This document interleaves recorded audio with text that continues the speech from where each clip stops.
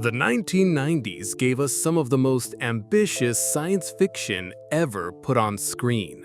But while blockbuster hits like The Matrix and Jurassic Park stole the spotlight, dozens of other brilliant sci-fi films slipped quietly into obscurity. Some were too ahead of their time, others were buried by bad marketing, and a few were simply forgotten. Yet today, these hidden gems feel more relevant and more thrilling than ever. Welcome to Vintaverse, the channel where forgotten classics come back to life. In this video, we're digging up 15 underrated 90s sci-fi movies you've probably never seen, but absolutely should. Stick around, because the last one on this list is so strange, so visionary, that you'll wonder how it never became a cult phenomenon. And if you love uncovering hidden treasures from the past, make sure you subscribe to Vintaverse, where nostalgia never fades. Number 15. Virtuosity. The year is 1995. The internet was still a mysterious frontier. Virtual reality was clunky, experimental, and more fantasy than fact. But Hollywood had already imagining what might happen if the line between cyberspace and reality blurred. And that's where Virtuosity comes crashing in. In this film, Denzel Washington plays a disgraced cop haunted by his past, who's recruited to track down a killer unlike any other. The twist is, that killer isn't even human. He's a computer program, a sadistic AI stitched together from the minds of hundreds of the most dangerous criminals in history. And then, in a horrifying experiment gone wrong, this virtual monster is unleashed into the real world. The villain, known as Sid 6.7, is brought to life by Russell Crowe, long before Gladiator made him a household name. And here, Crowe doesn't just play the bad guy, he revels in it. Number 14. Galaxy Quest. On the surface, Galaxy Quest looked like nothing more than a parody, a goofy send-up of Star Trek fandom and cheap sci-fi TV cliches. In fact, when it was first released in 1999, many audiences didn't take it seriously at all. But time has a funny way of revealing hidden brilliance. The film follows the cast of a long-canceled sci-fi show, washed-up actors scraping by on convention appearances, autographs, and fan events. They're bitter, tired, and trapped by the roles that define their careers. But then, something extraordinary happens. A real alien species, inspired by the fictional TV show, mistakes these actors for genuine heroes and begs them to save their dying world. What begins as satire transforms into something much deeper. Galaxy Quest becomes a story about purpose, about second chances, and about the strange power of science fiction itself. It's both hilarious and heartfelt, balancing slapstick comedy with genuinely emotional moments. Number 13. Escape from LA, 1996. When John Carpenter returned to his dystopian universe in Escape from LA, he wasn't just revisiting an old story. He was crafting a darker, stranger vision of America's future. Set in the year 2013, the film imagines Los Angeles transformed into a massive island prison after a cataclysmic earthquake literally tears it away from the mainland. The United States has become a theocratic police state, run by a president for life whose moral laws ban everything from smoking to swearing. Anyone who doesn't fit this new utopia is deported straight into the lawless wasteland of LA. Into this chaos steps Snake Plissken, the anti-hero played by Kurt Russell. This time, Snake isn't rescuing a politician. He's sent into the ruins of Los Angeles to recover a doomsday weapon, a black box capable of shutting down every piece of technology on the planet. What follows is a grim sci-fi odyssey through a nightmare version of the city, populated by organ-harvesting surgeons, deranged cult leaders, and cyber-enhanced criminals. Today, Escape from LA has grown into a cult classic, loved for its outrageous style and uncompromising satire.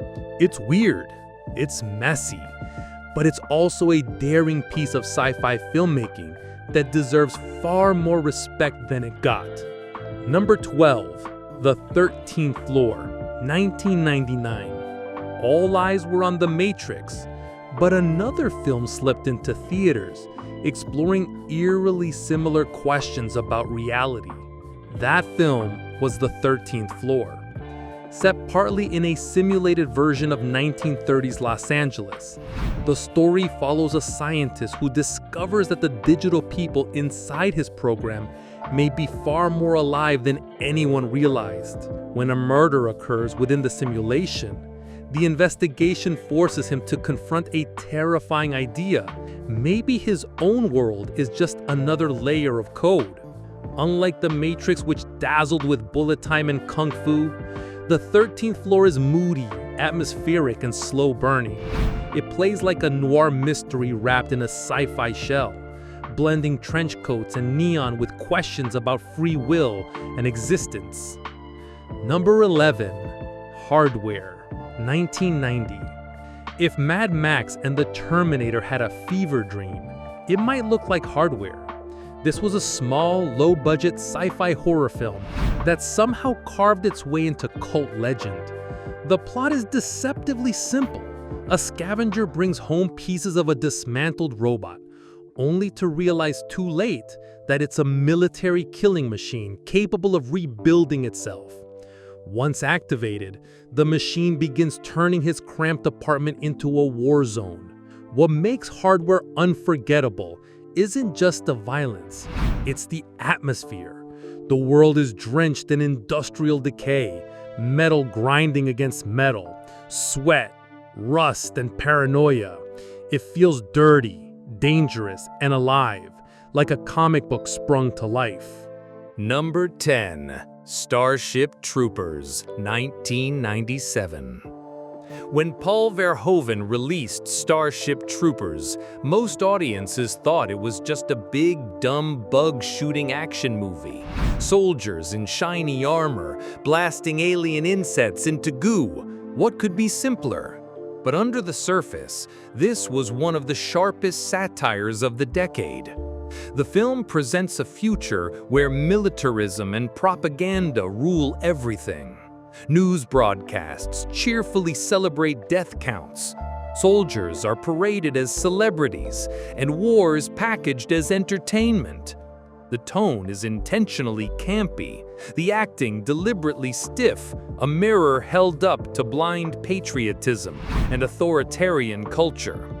Of course, in 1997, most people didn't get the joke. Critics trashed it, audiences stayed away, and it was written off as bad science fiction. But over the years, Starship Troopers has been re-evaluated. What once looked like camp now feels frighteningly real. A world where propaganda doesn't just sell wars, it makes them glamorous. Number 9. Strange Days, 1995. Strange Days wasn't just ahead of its time, it was practically ripped from the future.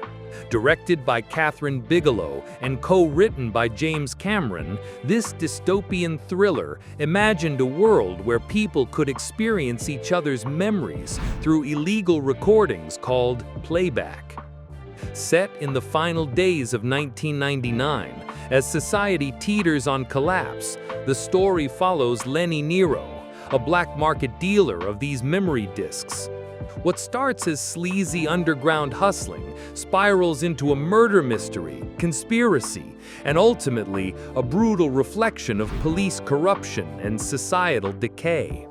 When it was released, audiences weren't ready.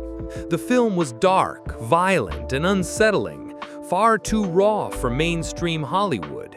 But in hindsight, its predictions feel chilling. Technology as addiction, the commodification of human experience, the exploitation of trauma for entertainment. Today, Strange Days plays less like a sci-fi thriller and more like a prophecy. Number 8. Event Horizon, 1997. On the surface, Event Horizon is a haunted house in space. A rescue crew investigates a spaceship that vanished years ago, only to discover it's been to hell and back, literally. But beneath its horror trappings, this is one of the most daring sci-fi experiments of the 90s. The film pushes into the terrifying idea that space itself might not be the final frontier, but a doorway. The Event Horizon ship used experimental technology to bend space-time, and in the process may have opened a portal into another dimension, a place of pure evil. Critics tore it apart in 1997, calling it too grim, too violent, too strange. But fans saw something else, a cosmic nightmare that combines sci-fi spectacle with Lovecraftian dread. Number 7. Gattaca, 25 years later. Quiet, elegant, beautiful. Gattaca didn't need explosions or aliens to be one of the most powerful sci-fi films of the 90s. Instead, it painted a chillingly believable future where genetics determine destiny. In this world, children are engineered to be perfect, while those born naturally are seen as invalids. Ethan Hawke plays Vincent, a man born the wrong way who dares to defy the system and reach for the stars. Jude Law and Uma Thurman join him in a story that's equal parts thriller and meditation on what it means to be human. When it first came out, Gattaca struggled at the box office. It was too quiet, too philosophical compared to the spectacle of other 90s sci-fi. But over the years, it's been rediscovered as one of the most important science fiction films ever made. Its themes, discrimination, eugenics, the limits of technology, feel even more urgent today. Number 6. Cube. Few films capture claustrophobia and paranoia like Cube. With a shoestring budget, this Canadian cult classic managed to create one of the most unnerving sci-fi settings of the decade. An endless labyrinth of cube-shaped rooms, some safe, some rigged with deadly traps. A group of strangers wakes up inside with no memory of how they got there. Each person has a skill that could help them survive, but distrust, fear, and ego slowly eat away at their chances. The real monster isn't the cube itself, it's human nature. Number 5. Soldier. On the surface, Soldier looked like a generic sci-fi action movie, but dig deeper and you'll find a tragic, underrated gem. Kurt Russell plays Todd, a genetically engineered soldier trained from birth to be the perfect weapon. He barely speaks a word throughout the film, but every movement, every glance radiates the crushing weight of his existence. When Todd is deemed obsolete and left for dead, he stumbles into a colony of civilians. For the first time in his life, he sees compassion, family, and love. But when his old military unit comes to wipe them out, Todd is forced to make a choice: remain a tool of destruction or fight for something real. Number 4. In the Mouth of Madness. What if the very stories we consume had the power to warp reality? That's the nightmare at the heart of John Carpenter's In the Mouth of Madness. Sam Neill plays an insurance investigator searching for a missing horror novelist whose books are said to drive readers insane. But as his journey unfolds, fiction and reality begin to collapse. Monsters spill from the page, time loops on itself, and the boundaries of sanity dissolve. Part horror, part sci-fi, the film is drenched in Lovecraftian dread. At its core, it's about the fragility of perception, how easily our understanding of the world can be shattered. Carpenter pulls no punches, filling the screen with surreal images that leave you questioning what's real and what isn't. Number 3. eXistenZ, 1999. Before the world was swallowed by the Matrix, David Cronenberg gave us something far stranger: eXistenZ. This isn't sleek sci-fi with shiny leather and bullet time. It's messy, organic, and deeply unsettling. The film follows a game designer played by Jennifer Jason Leigh, who creates a virtual reality game so immersive, it's impossible to tell where the simulation ends and reality begins. The game pods themselves aren't digital machines. They're living, breathing, fleshy organisms that plug directly into the human spine. Every detail is unnervingly tactile, as if technology itself has become alive. What makes eXistenZ so underrated is how it refuses to give the audience clear answers. You never really know what's real, who's in control, or if the characters have escaped the game at all. Number 2. Dark City, 1998. If there's one film that deserved to stand shoulder to shoulder with The Matrix, it's Dark City. Released just 1 year earlier, it explored nearly the same themes, but through a noir-infused lens that felt like a dream slipping into nightmare. Rufus Sewell plays a man who wakes up in a city where nothing makes sense. People lose their memories overnight. The sun never rises, and shadowy figures, known only as the Strangers, alter reality itself by reshaping the city like clay. Visually, Dark City is breathtaking. Art Deco skylines twisting into impossible shapes, shadows that feel alive, and a world drenched in eternal midnight. Narratively, it's haunting, a story about identity, free will, and the terrifying possibility that our lives aren't our own. Unfortunately, it was a box office failure, too strange for mainstream audiences, and too overshadowed by the sci-fi boom of the late 90s. But today, it's celebrated as one of the most imaginative science fiction films ever made. Dark City didn't just predict the themes of The Matrix, it paved the way for them. Number 1. Tetsuo 2. Body Hammer, 1992. If there was ever a sci-fi film too extreme, too grotesque, and too shocking for mainstream theaters, it's Tetsuo 2 Body Hammer. This Japanese cyberpunk nightmare, directed by Shinya Tsukamoto, takes the body horror of the first Tetsuo, the Iron Man, and cranks it into something even more disturbing. The story follows an ordinary man whose body begins to mutate into living metal after his son is kidnapped. But these aren't sleek robotic transformations. His flesh twists into grotesque shapes. His veins pulse with molten steel, and his very body becomes a weapon of uncontrollable destruction.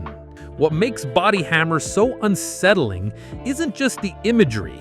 Though it's filled with screaming metal, drilling flesh, and nightmarish industrial visuals, it's the metaphor lurking underneath.